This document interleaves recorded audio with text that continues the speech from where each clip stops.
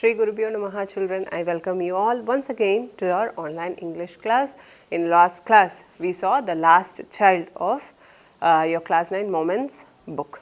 Okay, we saw there was a little boy who was amazed by every shop, okay, in the fair, and he was filling himself, okay, he wanted to buy every item in every stall. Let us now continue the lesson and find out what is happening further in the story.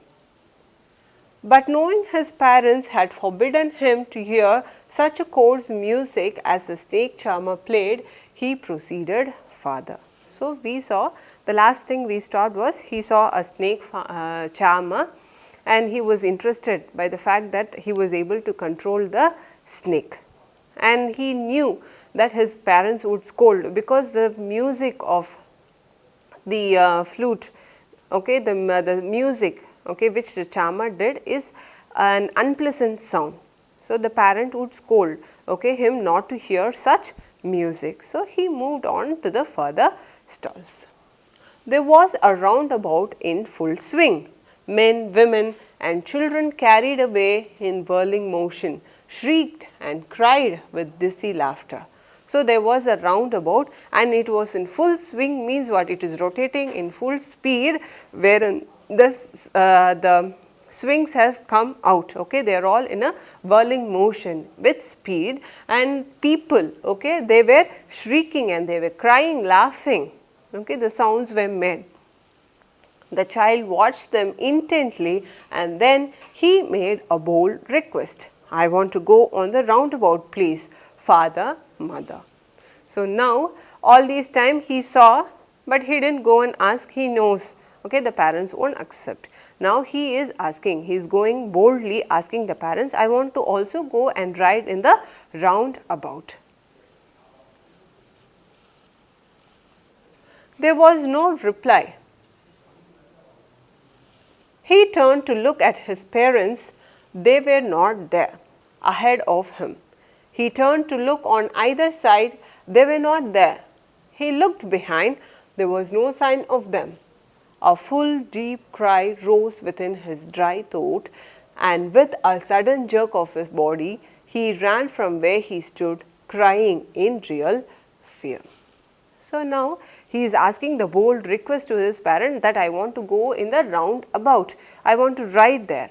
And now this time the parents are not to be found. He is searching here and there. In front of him the parents are not there, behind him the parents are not there. So, he is now filled with threat. Okay, he starts to cry and he runs away from that place in search of his parents. Mother, father, tears rolled down from his eyes, hot and fierce, his flushed face was convulsed with fear. Panic stricken, he ran to one side first and then to the other, hither and thither in all directions, knowing not where to go. So, he is calling, okay, just imagine a lost child, okay, he is calling for his parents, he is calling father, mother, where are you? He does not want to stop in one place, so he is running here and there in search of his parents. Hither and thither means what? Here and there.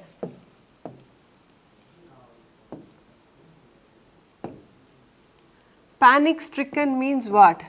Panic means what? Fear.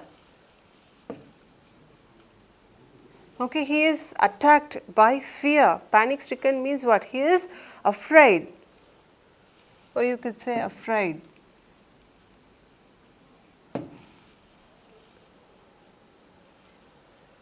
Mother, father, he wailed. He wailed means what? He cried so loud. Okay, he was crying out loud, calling mother and father, where are you? And searching in all directions. His yellow turban came untied and his clothes became muddy.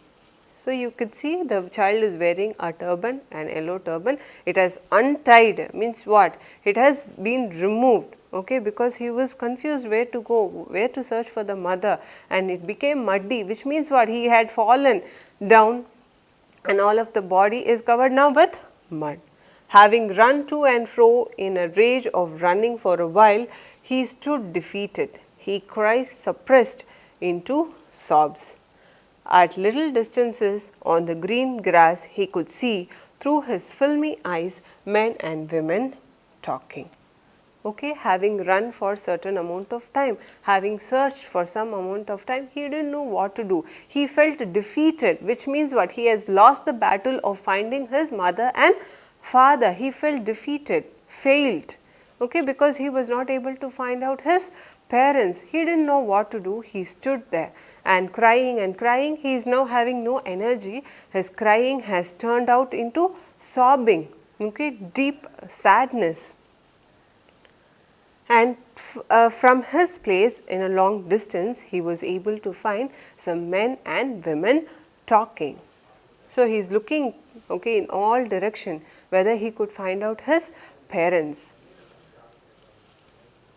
He tried to look intently among the patches of the bright yellow clothes, but there was no sign of his father and mother among these people who seemed to laugh and talk just for the sake of laughing and talking. He tried to look intently. Intently means what? Paying more attention. Intently means what? With attention.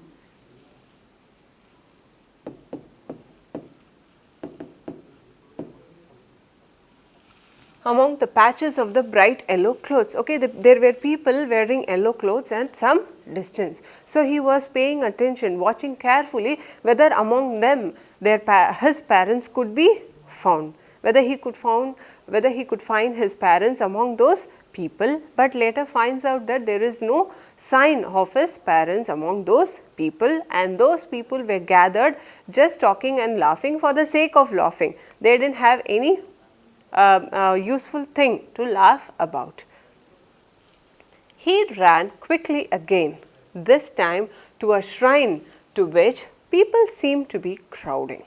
So, there is a shrine and people are crowding near the shrine. So, he thinks whether he could go and find his parents in the masses which are assembled near the shrine. Every little inch of space here was congested with men, but he ran through the people's leg, his little sob lingering. So, if the place was overcrowded, he didn't have space to move through. So, he went through the legs of the people who were standing there. Okay, he was desperate to find the parents. Even though it was crowded, he didn't bother. Okay, he tried to squish himself through the legs of the people and find out his parents. Mother, father, near the entrance to the temple, however, the crowd became very thick. Men jostled each other, heavy men with flashing, murderous eyes and hefty shoulders. So, the people, okay, he is a very small boy, he is there in between them crying for mother and father, and surrounding him were huge people. And how the people were? They jostled each other, which means what? They pushed each other. When there is a lot of crowd, people tend to push each other, okay, in order to secure a place. They jostled each other, and heavy men with flashing murderous eyes and hefty shoulders. They were heavy men and who had eyes, okay, a very terrifying eyes. And hefty shoulders mean what? They had a very big physique to the child. The poor child struggled to thrust away between their feet, but knocked to and fro by their brutal movements. He might have been trampled underfoot had he not shrieked at the highest pitch of his voice. So, this child, he was trying, okay, to find his path. Okay, thrust means what? To land or to find out a way. Okay, he wanted to have some place to move, and he didn't have any place. So, what he did? He went through the legs of the people standing by, and he was knocked to and fro. Knocked means he was pushed. To and fro means front and back. The people are heavy and they are overcrowded also. The child is now strangled in between them, and the people are pushing the child to and fro, and he was knocked off by the movements of those people. Okay, he would have been trampled. Trampled means what? Stepped on. Okay, people would have also stepped on him had he not shouted at the maximum voice. He was crying at the maximum voice. Only after that the people noticed that there was a child. If he had not cried, what the people would have done? They would have pushed him down and they would have walked on him. Father, mother, a man in the surging crowd heard his cry and stooping with great difficulty lifted him up in his arms. Now a man is finding this child. Okay, the crying child is there and he is being found by a man. So this man is struggling himself to find a way to go and reach the child, and he lifts the child with his arms. How did you get here, child? Whose baby are you? The man asked as he steered clear of the masses. So he is carrying the child and he is asking, who are you? How did you come here? Whose baby are you? Where are your parents? And he is steering clear means what? He is trying to make a way so that he could get away from the crowd.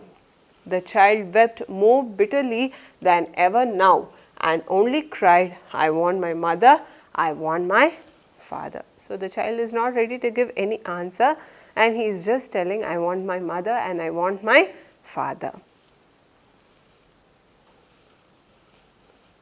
The man tried to soothe him by taking him to the roundabout. Will you have a ride on a horse? He gently asked as he approached the ring. So the man is now trying to soothe the child, which means what? He wants to control the child or calm down because he is crying. So he wants to put the child at ease. So he is asking whether you want to go ride on a horse. The child's throat tore into 1,000 shrill sobs and he only shouted, I want my mother, I want my father. The child is not ready to listen. He doesn't want to ride on a horse. He is shouting at the bottom of his voice, calling. He wants his mother and he wants his father. You could understand the feeling of a child, is or no, children? So long when the parents were there, he said, I want to buy balloons, this jalebi, I want to go in the roundabout. His thoughts were going only on the toys in the shops which were there. Now that the parents are lost, the child didn't know what to do. He doesn't even want to try anything. Okay, whatever he liked also he doesn't want to try because he has lost his parents. The band headed towards the place where the snake charmer still played on the flute to the swaying cobra. Listen to that nice music, child, he pleaded. But the child shut his ears with his fingers and shouted his double-pitched strain, I want my mother, I want my father. Now the man is carrying the child to the snake charmer. We have already seen an incident where the child was standing and he was mesmerized by how the snake was listening to the charmer. Yes or no, children? The same incident is happening now, but this time he has no interest about the flute, nor the music, nor the snake.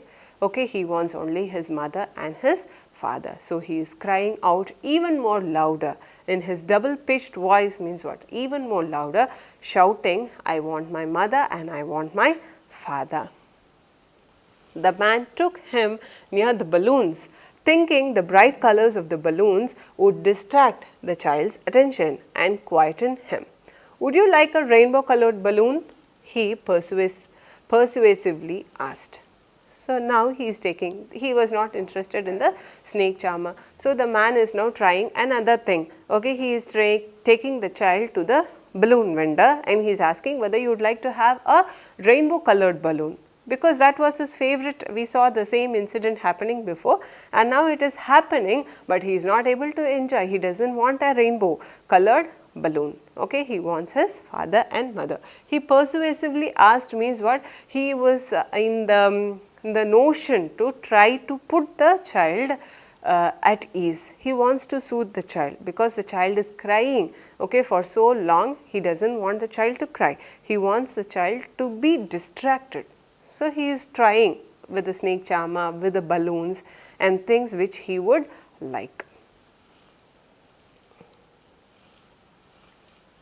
The child turned his eyes from the flying balloons and just sobbed, I want my mother, I want my father.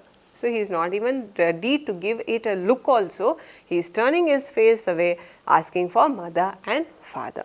The man, still trying to make the child happy, bore him to the gate where the flower seller sat. Look, can you smell those nice flowers, child? Would you like a garland to put around your neck? The child turned his nose away from the basket and reiterated his sob. I want my mother, I want my father.